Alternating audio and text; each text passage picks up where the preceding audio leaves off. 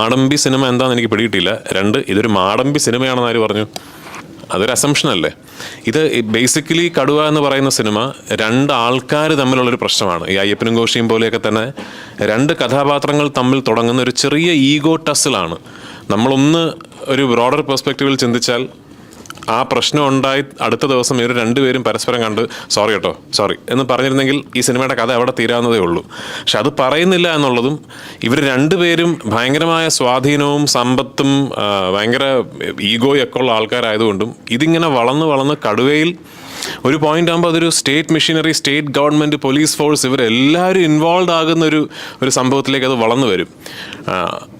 എന്നാൽ അതൊരു ഭയങ്കര രസകരമായ കഥയിലാണ് അത് ബേസ് ചെയ്തിരിക്കുന്നത്, ഈ ഒരു പ്ലോട്ട് പ്രോഗ്രഷനും. അല്ലാതെ ഇതൊരു നിങ്ങൾ ഈ പറയുന്ന ഒരു ഫ്യൂഡൽ കഥാപാത്രത്തിനെ കുറിച്ചോ അത്തരം ഒരു തറവാട്ടിനെ കുറിച്ചോ ഒന്നും സംസാരിക്കുന്ന സിനിമയല്ല. ഇപ്പം പഴയ മോഡലുള്ളൊരു അടിപൊളിപ്പടം അല്ലെങ്കിൽ അടിപ്പടം തിരിച്ചു കൊണ്ടുവരുമ്പോൾ എത്രത്തോളം ചാലഞ്ചിങ് ആണ്? ഈ പഴയ മോഡലിലെ അടിപ്പടം എന്ന് പറയുമ്പോൾ പഴയ പടങ്ങൾ പോലായിട്ട് എടുത്തു വെച്ചാൽ ഇപ്പോൾ ആരും കാണില്ല. ഇപ്പോൾ ടി വിയിലൊക്കെ കാണാമല്ലോ, ചാനൽസിൽ വരും. അത്തരം സിനിമകൾ ഉളവാക്കിയിരുന്ന ഇമോഷൻസ് ഉണ്ടല്ലോ, തിയേറ്ററിൽ നമ്മൾ അത്തരം സിനിമകൾ കാണുമ്പോൾ നമ്മളിലുണ്ടായ ഒരു ഇമോഷണൽ ഗ്രാഫ് ഉണ്ടല്ലോ, അത് റീക്രിയേറ്റ് ചെയ്യാൻ സാധിക്കുന്ന സിനിമകൾ അതിൻ്റെ മോഡേൺ വേർഷൻ. ഇതിപ്പോൾ ഈ കടുവ എന്ന് പറയുന്ന സിനിമ 90കളുടെ ആദ്യകാലങ്ങളിൽ നടക്കുന്നൊരു കഥയാണ്, 90കളിൽ പാലായിൽ നടക്കുന്നൊരു കഥയാണ്. എന്നാൽ അത് എടുത്തിരിക്കുന്നത് വളരെ മോഡേൺ ഫിൽം മേക്കിംഗ് ഇൻഫ്രാസ്ട്രക്ചർ ഉപയോഗിച്ച് ഇന്നത്തെ സിനിമകളുടെ ഒരു ഭാഷയിലാണ് എടുത്തിരിക്കുന്നത്. എന്നാൽ നമ്മൾ കണ്ട് ആസ്വദിച്ച സിനിമകളിൽ നമ്മളെ ഹരം കൊള്ളിച്ച പല ചേരുവകളും ഈ സിനിമയിലുണ്ട്. ഒരു ഹീറോയെ എങ്ങനെ ഇൻട്രൊഡ്യൂസ് ചെയ്യാം, ഒരു ആക്ഷൻ ബ്ലോക്കുകൾ, ഒരു ലാർജർ ദാൻ ലൈഫ് ആക്ഷൻ, ഒരു hero villain face off, mass moments. അപ്പോൾ അത്തരം സിനിമകളാണ് ഞാൻ നേരത്തെ പറഞ്ഞ മലയാളത്തിൽ ഇപ്പോൾ കുറച്ചേ സംഭവിക്കുന്നുള്ളൂ. വല്ലപ്പോഴുമാണ് എനിക്ക് തോന്നുന്നൊരു കഴിഞ്ഞ കുറച്ച് വർഷങ്ങൾ എടുത്താൽ തന്നെ വിരലിലെണ്ണാവുന്ന ചില സിനിമകളാണ് അത്തരം സിനിമകൾ സംഭവിച്ചിട്ടുള്ളത്. അപ്പോൾ അത് എവിടെയോ നമ്മൾ കൈവിട്ടൊരു ജോണറിനെ ഒന്ന് ഉണർത്തുന്ന ഒരു സിനിമ ആകണം കടുവ എന്നൊരു ആഗ്രഹം എനിക്കുണ്ട്.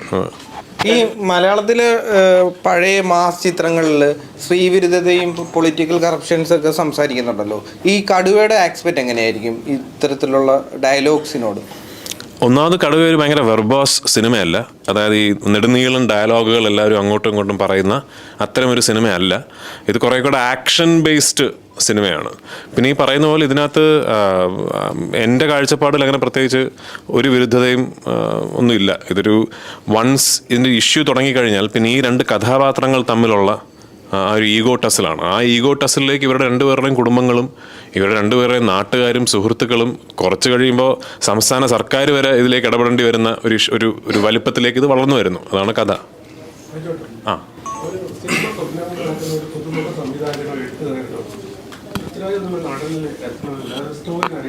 പ്രൊസീജിയർ എന്തായിരിക്കും? ഞാനിത് ഇതിനു മുമ്പ് ഉത്തരം പറഞ്ഞിട്ടുള്ളതാണ്. ആക്ച്വലി അൺഫോർച്ചുനേറ്റ്ലി എനിക്കൊരു മാനേജറോ അല്ലെങ്കിൽ കഥ കേട്ടിട്ട് കൊള്ളാം, ഇന്ന കഥ സാറ് കേൾക്കൂ എന്ന് എന്നോട് പറയുന്ന ഒരു ഫിൽട്ടറോ എനിക്കില്ല. അതിൻ്റെ ഗുണവും ദോഷമുണ്ട്. ഗുണമെന്ന് പറഞ്ഞാൽ എന്നോട് നിങ്ങൾക്ക് ഡയറക്റ്റ് ആക്സസ് ഉണ്ടാകാം. എൻ്റെ ലൊക്കേഷനിൽ വരികയോ അല്ലെങ്കിൽ എന്നെ മെസ്സേജ് ചെയ്യുകയോ അല്ലെങ്കിൽ എനിക്ക് പരിചയമുള്ള ഏതെങ്കിലും ഒരു സിനിമ കോൺടാക്റ്റ് വഴി ഇന്നാർക്കൊരു കഥ പറയണമെന്ന് പറഞ്ഞാൽ നിങ്ങൾ പിന്നെ നേരെ എൻ്റെ അടുത്താണ് വന്ന് കഥ പറയുക, അല്ലാതെ എൻ്റെ ഒരു മാനേജറോ അല്ലെങ്കിൽ മറ്റൊരാളോ അല്ല കഥ കേൾക്കുക.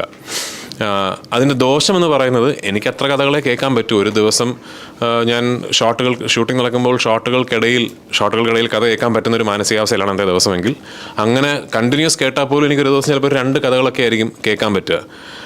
അപ്പോൾ ഒരു വലിയ വെയിറ്റിംഗ് ഒരു ക്യൂ പോലെ ഉണ്ട്. അതിനൊരു പ്രതിവഴി എന്താ? എനിക്ക് ചില ആൾക്കാർ പറയും എന്തുകൊണ്ടൊരു 3 പേരെ അപ്പോയിൻറ്റ് ചെയ്തുകൂടാ കഥകൾ കേൾക്കാൻ. അപ്പോൾ എൻ്റെ സംശയം, അങ്ങനെ ആകുമ്പോൾ ഞാൻ അവർക്കിഷ്ടപ്പെട്ട കഥകളല്ലേ ഞാൻ കേൾക്കുക, എനിക്കിഷ്ടപ്പെട്ട കഥകളല്ലല്ലോ ഞാൻ കേൾക്കുക.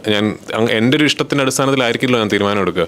അൺഫോർച്ചുനേറ്റ്ലി അതിനൊരു സൊല്യൂഷനില്ല. എന്നോടൊരു കഥ പറയണമെങ്കിൽ ഇതുപോലെ എങ്ങനെയെങ്കിലും ഒരു ആക്സസ് കിട്ടും, അപ്പോൾ പറയുക. ഇപ്പം എന്നോടൊരു കഥ പറഞ്ഞ് എനിക്ക് ഇഷ്ടപ്പെട്ടാൽ തന്നെ അത് സിനിമയാകാനുള്ളൊരു താമസം ഉണ്ടാവും. ആ ഒരു ജേണി ഉണ്ട് സിനിമയിൽ. അതിനൊരു സൊല്യൂഷനില്ല. മലയാളത്തിൽ മാസ് ചെയ്യുന്ന ഒരുപാട് സംവിധായകരുണ്ട്. 90 കാലഘട്ടങ്ങളിൽ 2000 തുടക്കത്തിലൊക്കെ ഒരുപാട് മാസ് സിനിമകൾ ഷാജി കൈലാസ്. പിന്നീട് അദ്ദേഹം റൂട്ട് മാറി വേറെ സിനിമകളൊക്കെ ചെയ്തു. അപ്പോൾ ഇതിൻ്റെ ഒരു സബ്ജക്റ്റ് കേട്ടപ്പോൾ ഷാജി കൈലാസ് മറ്റൊരു സംവിധായകന് പകരം ഷാജി കൈലാസ് സാറിനെ ഫിക്സ് ചെയ്യാനുള്ള, സാറ് ചെയ്താൽ നന്നാവുന്ന അതിനുള്ള റീസൺ എന്താണ്? ഒരു പക്ഷേ ഞാൻ ആക്ച്വലി ഈ കഥ കേട്ടപ്പോൾ എൻ്റെ മനസ്സിലേക്ക് ഓടിയെത്തിയ സിനിമ വിഷ്വൽസിൽ ഒരു 75% കൂടുതലും ഷാജിയേട്ടൻ്റെ സിനിമകളായിരുന്നു. നമ്മളിപ്പോൾ ജിനു സ്ക്രിപ്റ്റ് വായിക്കുമ്പോൾ കുറുവച്ചൻ ജീപ്പ് കൊണ്ട് ചവിട്ട് നിർത്തി ഇറങ്ങുന്നു. അപ്പോൾ പോലീസ് അയാളുടെ ജീപ്പ് ബ്ലോക്ക് ചെയ്യുന്നു. ഞാൻ അപ്പോൾ ഷാജി എല്ലാം മനസ്സിലേക്ക് ഓടിയെത്തിയത് നമ്മൾ പണ്ട് തിയേറ്ററിൽ കണ്ട ഷാജിയേട്ടൻ്റെ സിനിമകളാണ് കൂടുതലും എനിക്ക്. അപ്പോൾ ഇത് കേട്ട് കഴിഞ്ഞാൽ ഞാൻ ആലോചിച്ചേ, ഏർലി 90s നടക്കുന്ന നമ്മുടെ മലയാളി സ്റ്റൈൽ സ്വാഗ്, മുണ്ടു മടക്കുത്തി തല്ലുന്ന അച്ചായൻ. എന്നാൽ പിന്നെ ഷാജിയേട്ടനെ വിളിച്ചാലോ നേരത്തെ ഞാൻ ഷാജിയേട്ടനെ വിളിച്ചു. എന്നിട്ട് ഞാൻ ഷാജിയോട് പറഞ്ഞതാണ്, ചേട്ടാ സ്ക്രിപ്റ്റ് കേട്ടിട്ട് ഇതാണ് എൻ്റെ മലയാളത്തിലേക്കുള്ള തിരിച്ചുവരവാകേണ്ട സിനിമ എന്ന് ചേട്ടന് തോന്നുന്നുണ്ടെങ്കിൽ എന്നോട് പറയുക, ബാക്കി എല്ലാം ഞാൻ നോക്കിക്കോളാം, ഞാൻ അഭിനയിച്ചോളാം, ഞാൻ പ്രൊഡ്യൂസ് ചെയ്തോളാം. ഷാജിയേട്ടൻ കണ്ടു, ഷാജിയേട്ടൻ ഇഷ്ടപ്പെട്ടു. അങ്ങനെയാണ് അതിലെനിക്ക് വലിയ സന്തോഷമുണ്ട്. കാരണം ഇതൊരു out and out Shaji Kailas പടമാണ്. അതിനകത്ത് നിങ്ങൾ ഒരു ഷാജി കൈലാസ് സിനിമ കാണുമ്പോൾ നിങ്ങൾ എന്തൊക്കെയാണോ കാണാൻ ആഗ്രഹിക്കുന്നത് അതെല്ലാം ഉള്ളൊരു സിനിമയാണ്.